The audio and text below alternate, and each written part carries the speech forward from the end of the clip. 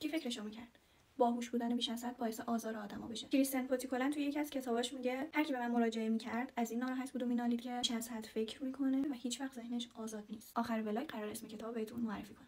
خب من دیگه رسیدم مرکز خرید و تونستم یه سری از خریدام براتون فیلم بگیرم. اینجا یه گربه روی پله خوابیده بود که هر کی هم رد میشد به هیچ جاش نبود و اصلا تکون نمیخورد. حالا بریم ادامه کریستین پوتیکولن توی کتابش اومده مشخصات دقیقی از کسایی که بیش از حد فکر میکنن و در آورد. مثلا یکی از مشخصاتش اینه که اونا خودشون ناکارآمد حس میکنن از فضای زندگیشون جدا شدن و بقیه طردشون کردن و یا حتی خیلی قضاوتشون میکنن.